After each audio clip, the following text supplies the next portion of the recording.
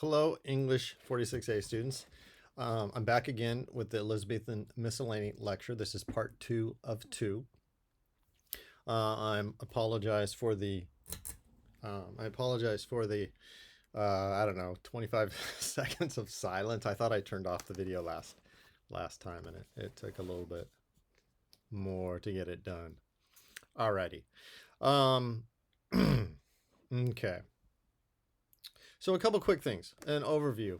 We are working in the Renaissance. We're working on a tighter timeline than we did in the medieval period, where we would have hundreds of years going by between authors. But here, Sir Thomas Wyatt was born in 1503.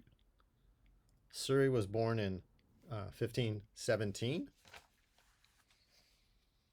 Okay, so Wyatt's 14 years older. They get lumped together as if they were, of the same age. And they are of the same age, but not in terms of biography. Okay. Shakespeare, on the other hand, it was born in 1564, 50 years later almost than Surrey. But within that, we get this tight group of poets. We have names. We have a lot more publication. We have more things survive. And so we have a more intense group that we can look at, that we can see patterns in a period. There's a lot more going on. And so, I sometimes like to look at that and think of, okay, besides looking at birth dates, comparative birth dates, I like to look at comparative death dates. And if you did read the biographical material in the Elizabethan Miscellany, some of these poets died young. One was stabbed by a aged loyal retainer in his own old age. I believe that's Fulk Gravel. So we have a whole range here. I do recommend those biographical materials to help you out. I talked about that in the first part. In the 9th edition, they lumped all of the biographicals together, separate from all the poetry. And I really liked that in the 9th edition, because on the one hand, it made a reader like me actually look at the I got a quick sense of the range of personal background and personal lives, lifestyles, social status, etc. I mean, you had working class poets, you had rising star poets, you had titled and privileged poets. You had that, and that was all mixed together, and that seemed to me an interesting way to get a reader like me to pay attention to that biographical human aspect, because these are works produced by actual people, like all art. Something good to remember, some approaches to art does not emphasize that, and I always think that, well, there's good reasons. Anyway, I said I was going to try to make these less rambly, right? Okay. In the 9th edition, they then had all the poems, and so the poems weren't broken up the way it is in our 10th edition with the biographical material. And so I think it helped me, a reader like me, to pay attention to the similarities in style, disparities in style, shifts, changes, continuities, however you want to describe it. And so I have to remember to go back and forth, back and forth. I do know people tend to skip the biographical, but for example, when you're trying to read George Gascoigne's Woodsmanship, it actually helps if you've just read the biographical, because then when you go to this memoir poem, you're following the same pattern of, oh, first he did this and then he did that. All right. So I promised I'd be more focused. Okay. Elizabethan Miscellany. It starts on page 502. I recommend that you open your book, because you'll be able to stop and start this lecture however you like. But in our 10th edition, page 502, there's good background. I'm not going to read any of that, though. If you were to look at mine, I've got little checks and underlinings all through this. And so then we start on page 504. Actually, I do want to read one sentence from page 503. First full paragraph down. The principal testing ground in Tudor culture was not individual but social. Poems were objects embedded in a world of civil conversation. This is another way of approaching that performative quality that I see in all of this poetry.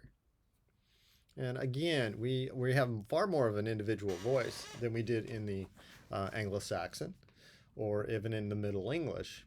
But there's still a sense that you might be speaking, for the most part, most of the poems, there's a poise of individual subjectivity. I think it's the part that makes this poetry, however the language difficulties, it makes this poetry much closer to song lyrics on the radio, to any of the poetry of today. That sense of an individual.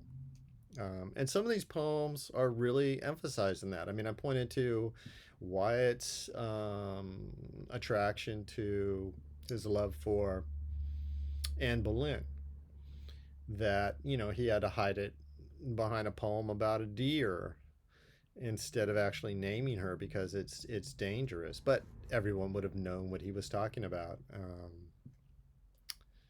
That sort of thing. Side note, that television long form program, The Tudors, I've only watched parts of it.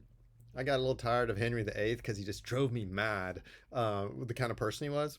But I have friends who just love that series, and it helped put faces and shapes and behaviors, human psychology, to the poetry that they'd studied. The Tudors. All right. Okay, I'm going to try to stay nicely focused. Okay. For example, in that intro to the Elizabethan Miscellany, there's also the emphasis on the ornate style, the elaborate style versus the plain style. And again, this helps me, if I've read the earlier part, the different parts mesh together. It's not so much of, oh, I'm repeating things, so I shouldn't have to do that. So much of it is the multiple times it comes in, you see how it's important. And the very last paragraph on page 504 in that intro reminds us of, say, Sir Thomas Wyatt used both styles. So sometimes people can be a little too rigid in how they want to like figure out that he's a plain stylist. You know, he's an ornate Spencerian, but you know, that's only, it depends on what you're trying to do with that, right? Such an approach is only so good. All right. So Richard Tottle is mostly important so I'm on page 504.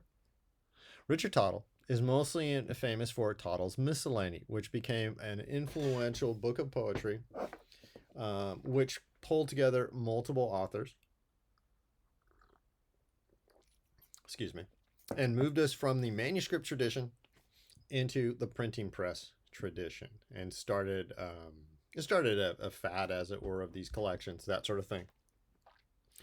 And there's a note about the printer to the reader. Okay, let's look at Anne von Locke. This is the first time I've read this poet here with you yesterday.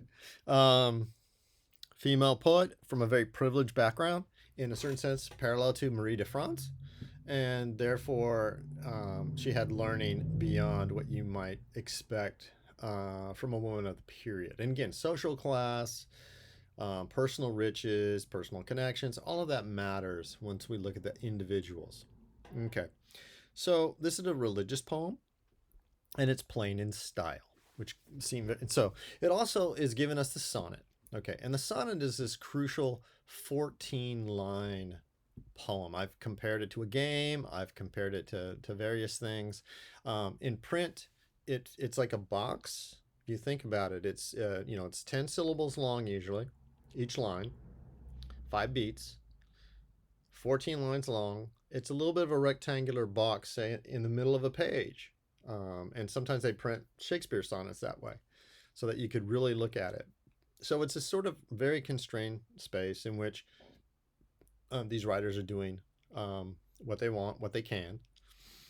And so here I want to emphasize the parts. Okay, so a lot of English sonnets. Okay, I could go into Petrarchan sonnets, English or Shakespearean sonnets, the Italian sonnet, and the Spenserian sonnet. And in a later lecture, I probably will. What it really has to do with is the units of space. In these early sonnets in the tradition in English, well, why it's early, series early, there's definitely an emphasis on on a pattern of which you can see in the sentences: 4 lines, 4 lines, 4 lines, 2 lines, the concluding couplet. Okay. Sometimes these will be the first 2 4-liners, the first two quatrains, because that's our technical word for a 4-line unit, quatrain. 2 quatrains, that's 8 lines, will sort of set up one part of the argument, and then there'll be a shift. Now, that becomes really common. 8 lines in one direction, shift, 6 lines in another. However, once that becomes predictable, and or depending on what your argument is, sometimes people want to say, well, I'm going to tell you something in 4 lines. I'm going to repeat it again with variation in the next 4 lines. I'm going to repeat it a third time in the next 4 lines, and then I'm going to have a kickoff with a concluding couplet. Okay, now this is often used for I am suffering in love. I am really suffering in love. Oh man, I'm suffering in love.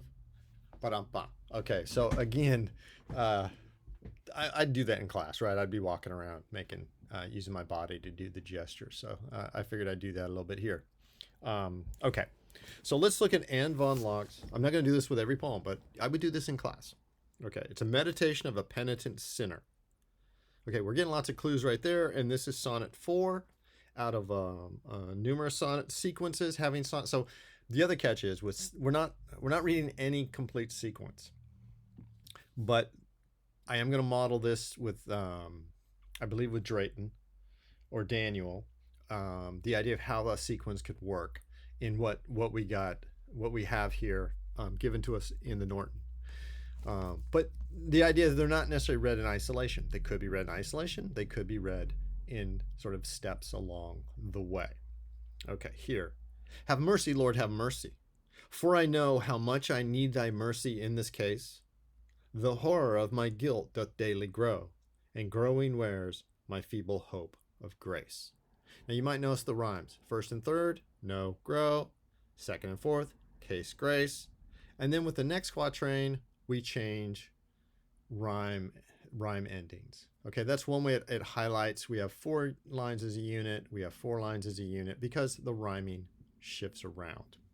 Okay, still very predictable. Once you start reading these, you'll be saying, oh yeah, there it goes, there it goes. But let me go back to the poem. So we have this sort of set up about how, asking mercy of the Lord because she's a sinner. So like a lot of poetry, a lot of music, a lot of songs, part of the point isn't necessarily to cover a lot of territory so much as to, hammer in the idea so that we can really feel it as well as think of it. Remember, we have that mind-heart connection here. I feel and suffer in my thralled breast, secret remorse and gnawing of my heart. I feel my sin that hath oppressed my soul with sorrow and surmounting smart. And again, there's a footnote to help you see that smarts mean it hurts. Again, those of you who had parents who used sort of older language like I did, I know that if something smarts, it hurts, and then I read this and I recognize it. Okay. So again, I feel my sin, I need mercy. And again, we go back to the mercy. Draw me to mercy, for so oft as I presume to mercy to direct my sight, my chaos and my heap of sin doth lie between me and thy mercy's shining light. Whichever way I gaze about for grace, my filth and fault are ever in my face. Okay, we're a long ways from Beowulf, but my filth and fault are ever in my face. There is an emphasis still in the plain style, appreciates alliteration and what alliteration can do with you. And so that's why I'm wearing the shirt today. Alliteration is alarmingly addictive. Okay. How can I not wear that shirt, right? All right.